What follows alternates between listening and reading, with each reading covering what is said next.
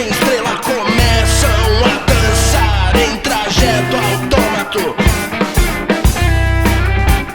Os passos lacônicos da coreografia embotada da vida que se leva daqui até ali.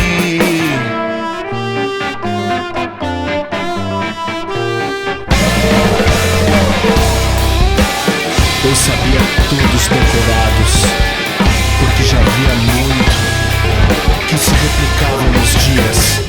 Infestavam no chão os cansados, prontos vivos que sobrevivem no mapa morto da cidade.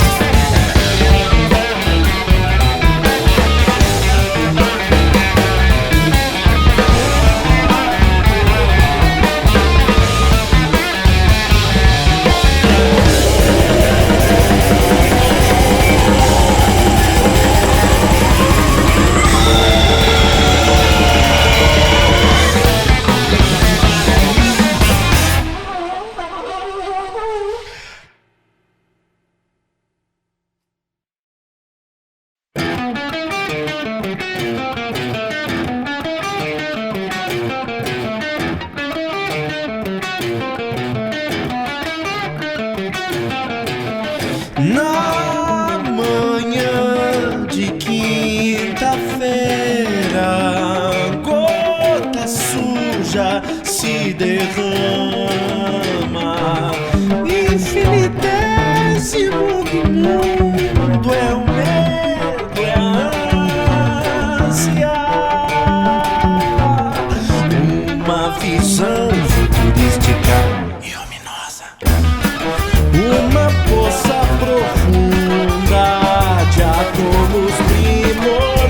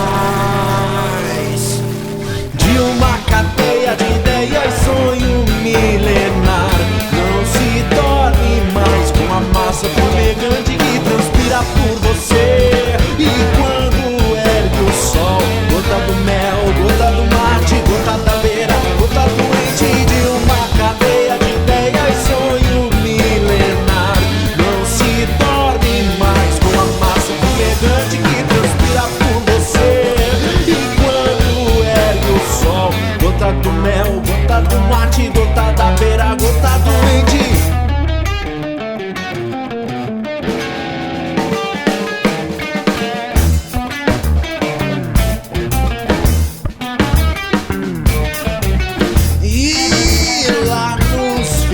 Radiação de fundo vem lenta no tempo, um antepassado lembrando que nas gotas você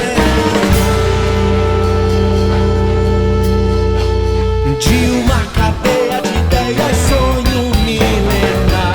Não se torne mais uma massa fumegante que transpira por você.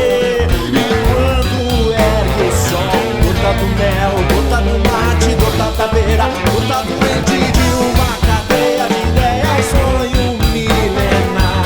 Não se dorme mais com a massa fumegante que transpira por você. E quando ergue o sol, gota do mel, gota do mate, gota da beira, gota doente.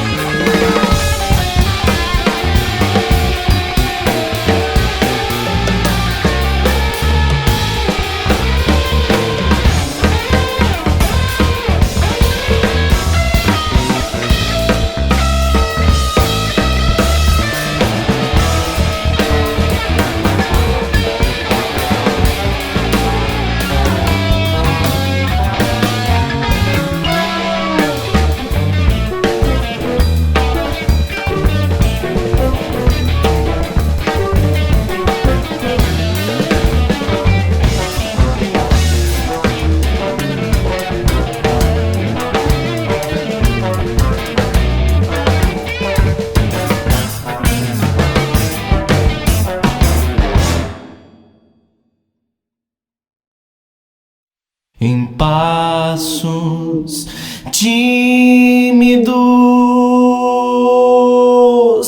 que recuam do destino, eu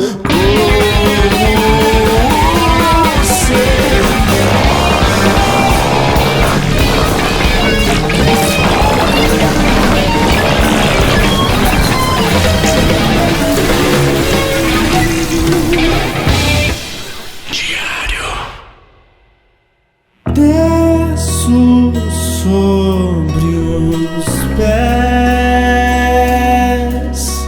queimando com os raios de outro dia anunciado no livro dos animais. Em passos tímidos que recuam do destino, eu corro o cenário do fabulário de um delírio diário. A sentença que se vê,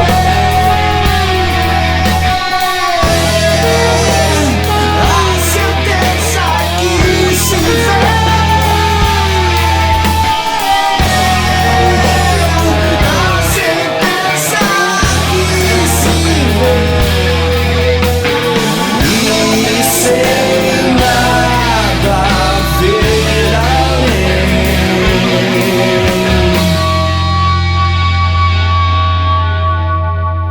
a sentença que se vê através dos quatro muros são linhas curtas e retas, concebidas no horizonte, de bom intento e concreto, para enfim cortar o laço entre as pedras e os sonhos.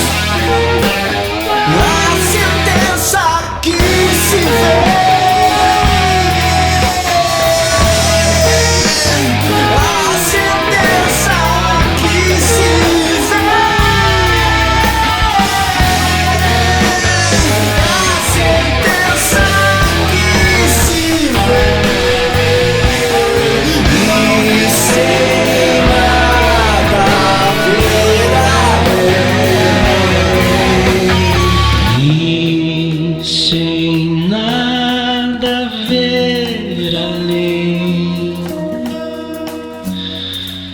seus dedos correm pelos dados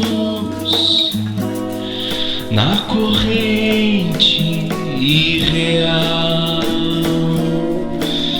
Estão todos de mãos dadas, construindo de tijolos virtuais novos sonhos permitidos. Construindo de tijolos virtuais novos sonhos permitidos. Construindo de tijolos virtuais novos sonhos permitidos. Construindo de tijolos virtuais novos sonhos permitidos. a sentença que se vê,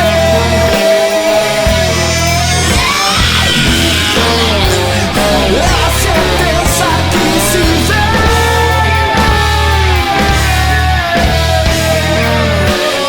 a sentença que se vê.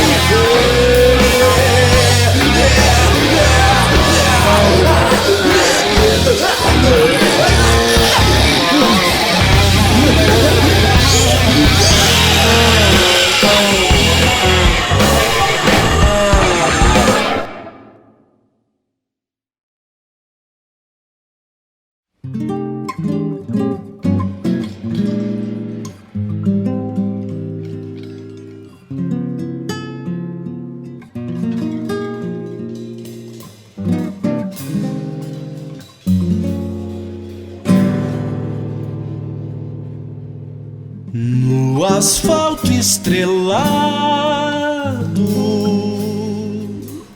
que me conduz pelo leito temporal,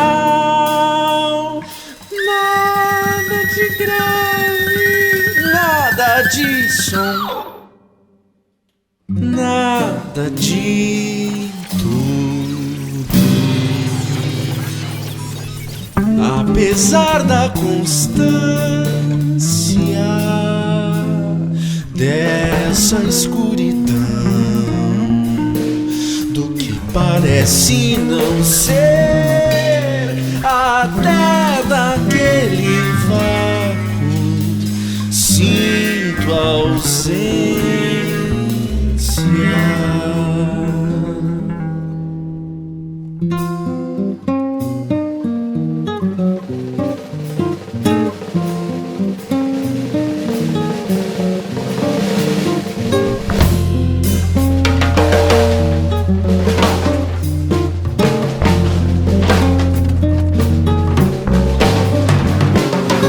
Extraordinário, o oposto de tudo do criado.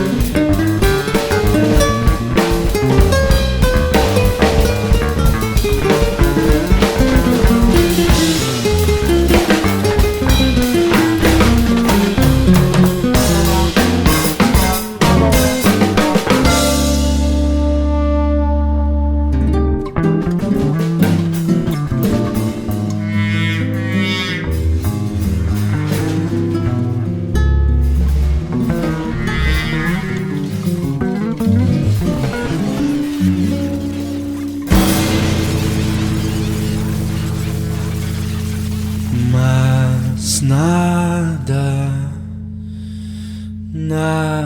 de grave,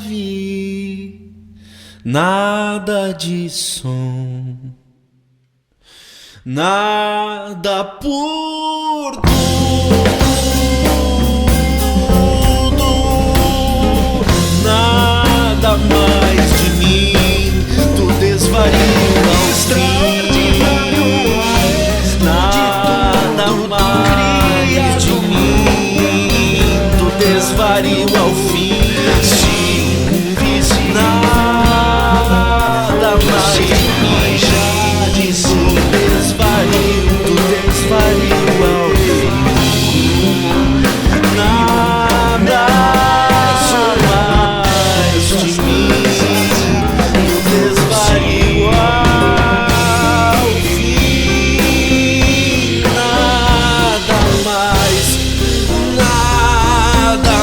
mais de mim, tu desvario ao fim.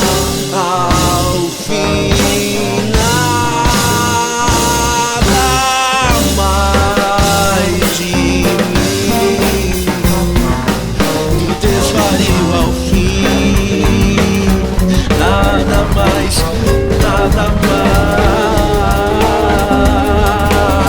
de mim, desvario ao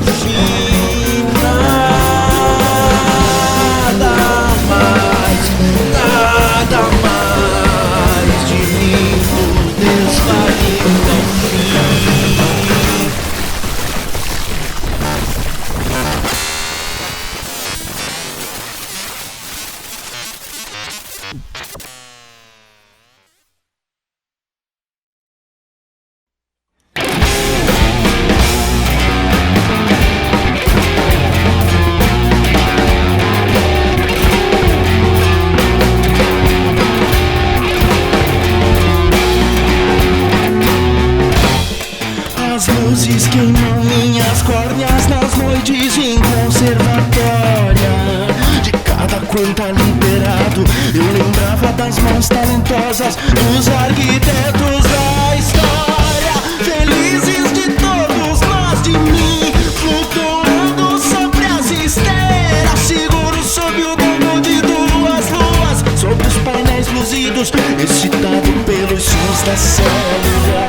Já se passavam 1000 anos e mais de 1000 anos luz, que eu estava bem,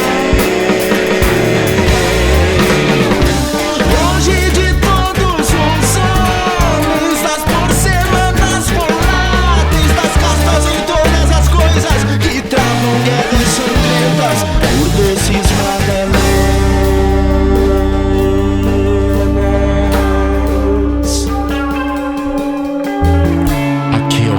Abnegados, das máquinas eternas, dos sábios e amigos, dos banhos de cristal que todos têm.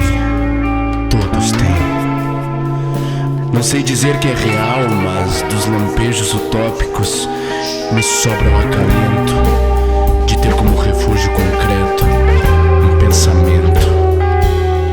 Não sei dizer que é real, mas dos lampejos utópicos me sobra o acalento de ter como refúgio concreto um pensamento. Não sei dizer que é real, mas dos lampejos utópicos me sobra o acalento de ter como refúgio concreto um pensamento.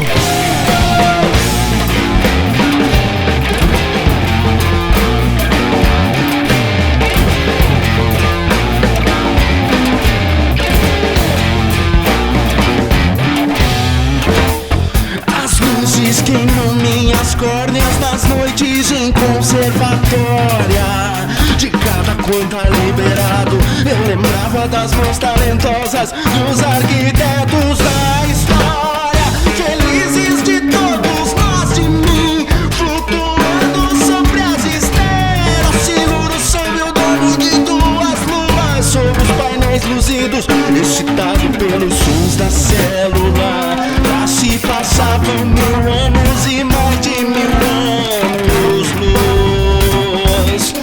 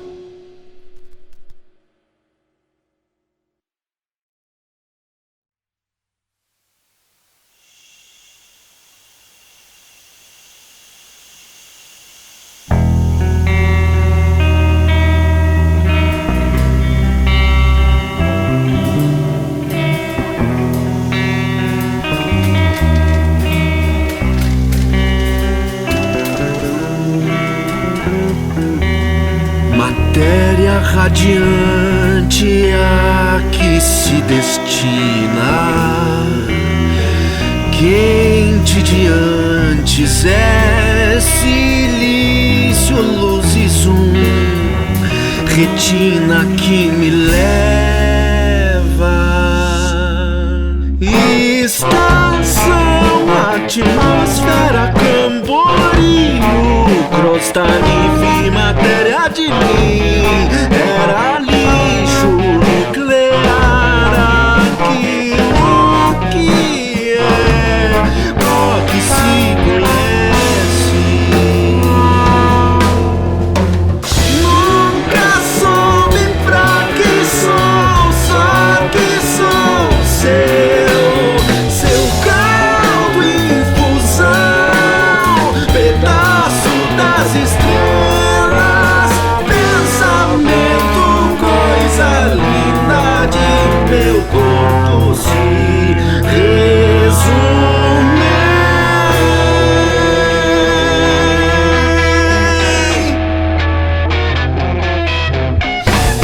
Páginas de seda, chá das frutas do bosque, lã da ovelha, carne no fogo, somos passábio, encantado, animado, posso viver no deleite. Sob o cedro lá da casa do sentir de ser o tudo, é o sentido, eu, a folha, o mundo, é o sentido, eu, a folha, o mundo.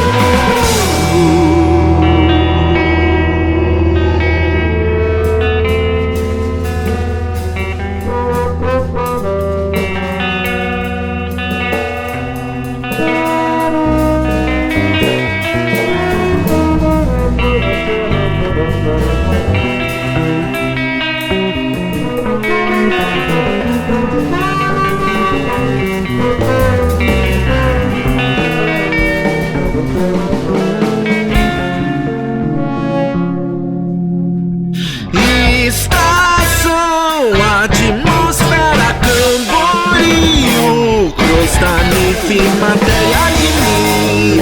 Era lixo nuclear, aquilo que é, porra que se conhece. Nunca soube pra que sou, só que sou seu caldo infusão, pedaço das estrelas, pensamento, coisa linda de meu corpo se resume em páginas de seda, chá das frutas do bosque, lã da ovelha, carne no fogo, somos passábio, encantado, animado, posso viver no deleite. Sob o cedro lá da casa do sentir de ser o tudo, é o sentido, eu, a folha, o mundo, é o sentido, eu, a folha, o mundo. Sob o cedro lá da casa do sentir de ser o tudo, é o sentido, eu, a folha, o mundo, é o sentido, eu, a folha, o mundo. Sob o cedro lá da casa do sentir de ser o tudo, é o sentido, eu, a folha, o mundo, é o sentido, eu, a folha, o mundo. Sob o cedro lá da casa do sentir de ser o tudo, é o sentido, eu, a folha, o mundo, é o sentido, eu, a folha, o mundo.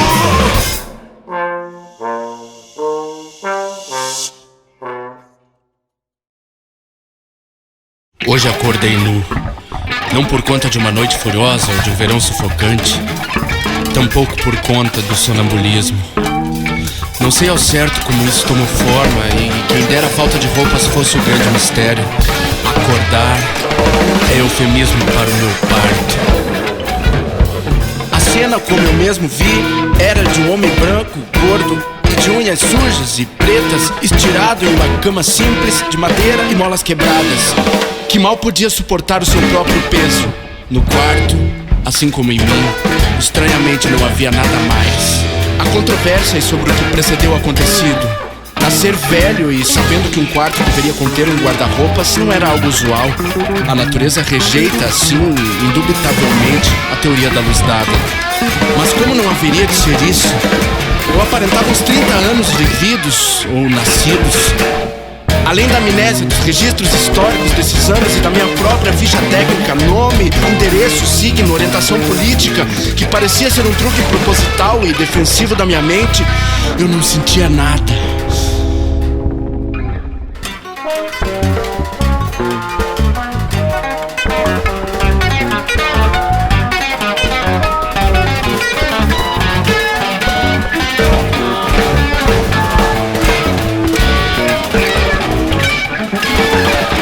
Neste momento tão especial do nascimento, eu não queria sair do ventre, proferir um discurso, explorar terras distantes, perseguir sonhos. Não havia sonhos, na verdade. Os fatos não batiam com as informações genéticas. O homem nasce de salto para caçar e matar para comer, aprender e ensinar para perpetuar, criar e imaginar para replicar em novas realidades a sua consciência habilidosa. Eu, o bebê recém-nascido, sabia que tudo isso estava programado em nós. Nós não, acho eu.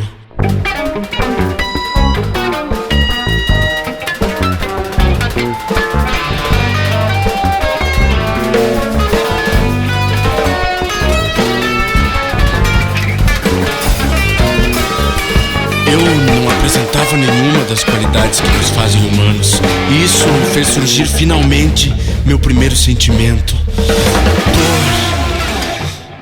Talvez fosse a dor do parto, já que não havia mãe. E então levantei, abri a porta e corri. Eu tinha as pernas fortes e os movimentos ágeis. Paralelos a mim vinham a escadaria, a rua ensolarada, as casas baixas e disformes, os espectadores que se aglomeravam, as nuvens que prenunciavam a chuva de amanhã. Corri desesperado, como quem vê no horizonte frascos em doses exatas de tudo que é preciso, e como quem foge de um começo muito mal sucedido. Corri de tão veloz, de tanta urgência, meu corpo nu cresceu e afinou para aqueles que assistiam. Era a luz. A cena, como eu mesmo vi, era de um homem branco, garrido, vestido, sentado em uma cadeira grande e vistosa. Da janela, via-se um horizonte claro e amplo, anunciando a vastidão do mundo aos seus pés.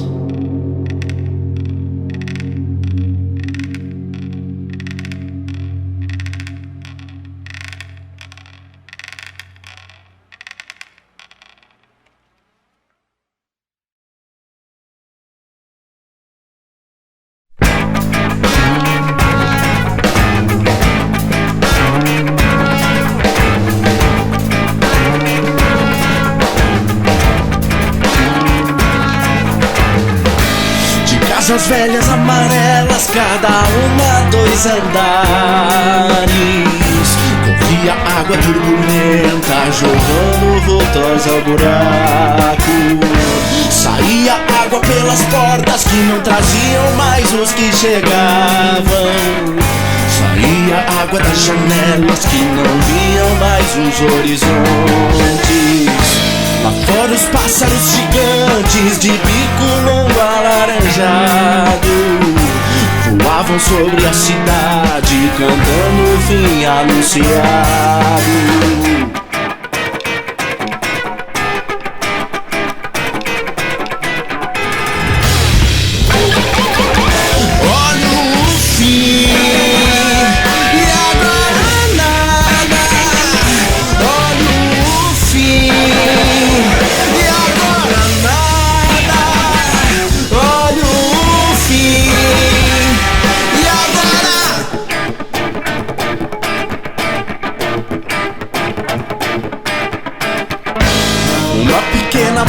ainda ligava alguns dos seus pedaços. E entre as calçadas já partidas dava seus últimos passos.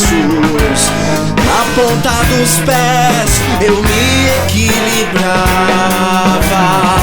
sobre o que era uma vez a jardineira florida do balcão.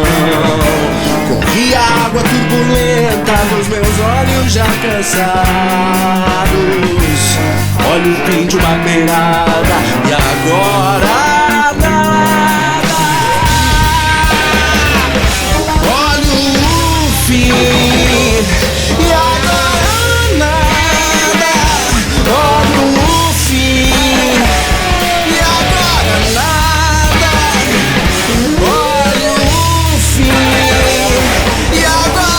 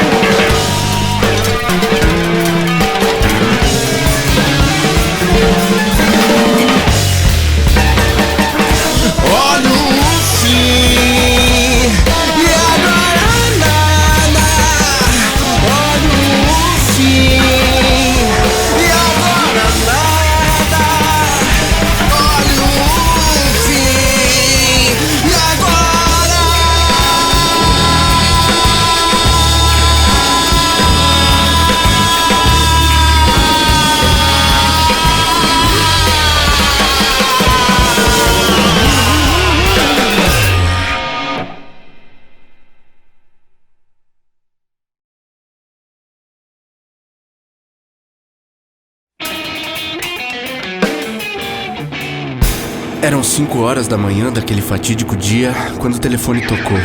O som agudo da ligação penetrou por alguns pensamentos estranhos até tornar-se insuportável. Acordei contrariado, sentindo a vertigem que sucede à queda brusca na fenda entre sonho e realidade. Nunca soube por quê, Talvez o interlocutor estivesse mudo ou já houvesse desligado.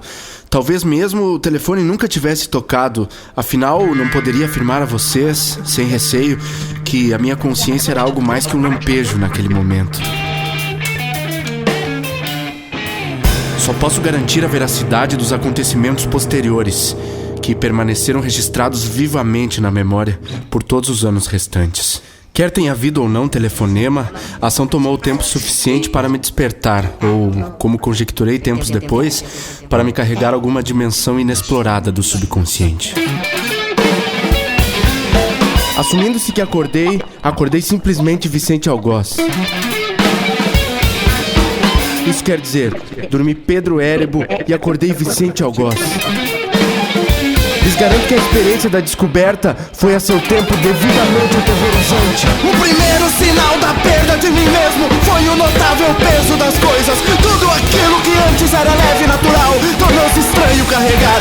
Como se certa lei da física tivesse sido alterada em uma constante. O desconforto existencial se propagou pelo meu universo. As mãos dele, por exemplo, eram muito bonitas.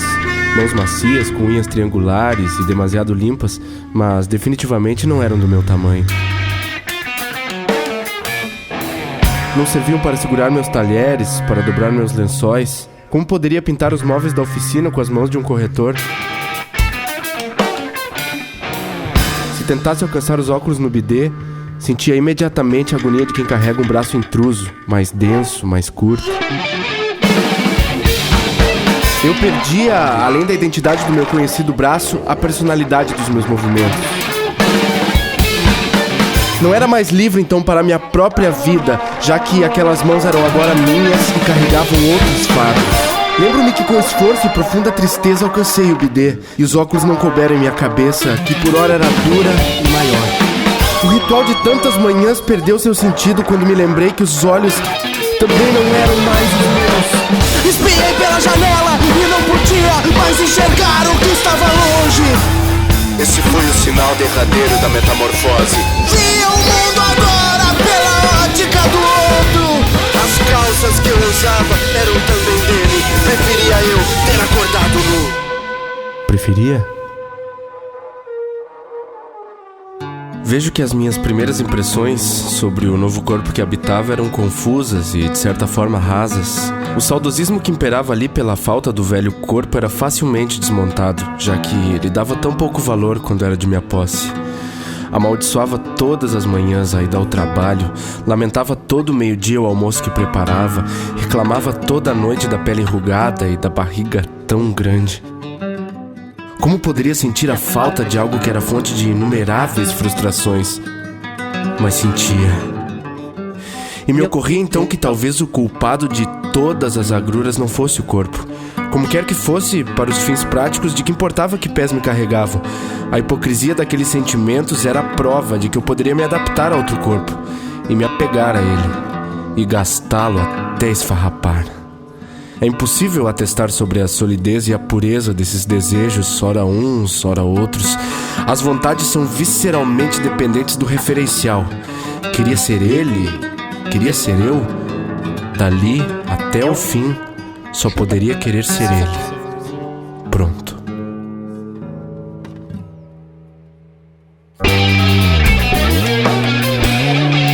Sem saber como, eu havia acordado e me apossado da vida de alguém, deixando tudo que era meu e eu para trás.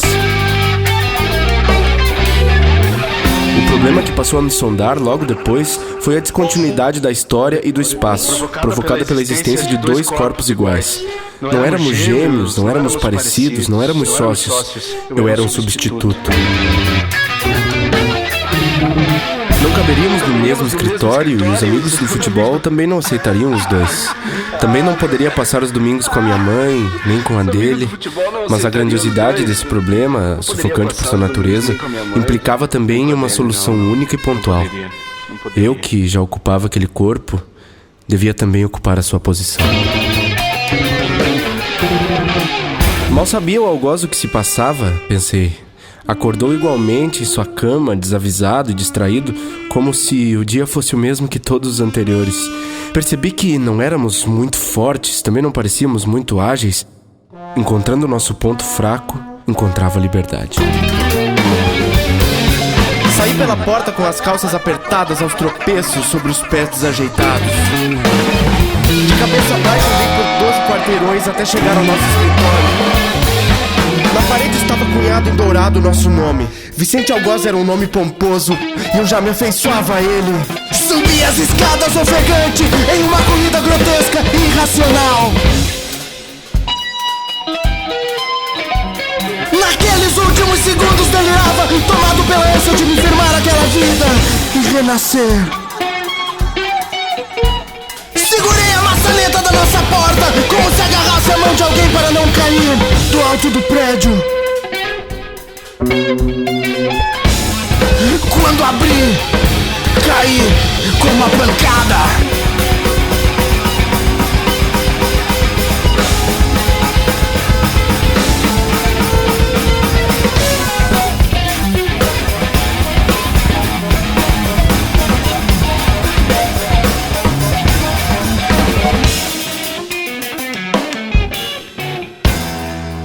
Escrevo hoje esse relato baseado em frágeis lembranças de quem eu era, assistindo simultaneamente quem eu sou, quem somos. Do meu lado está sentado o Algoz 33, que lê O Mercador de Veneza. No jardim, outros algozes regam o floreiro. O Algoz 1 cuida direto de seu escritório para que nenhuma das sombras seja descoberta. Elas surgem sem hora, sem local. Vimos ele entrar agora pelo portão trazendo mais um, depois de 2 meses de ausência.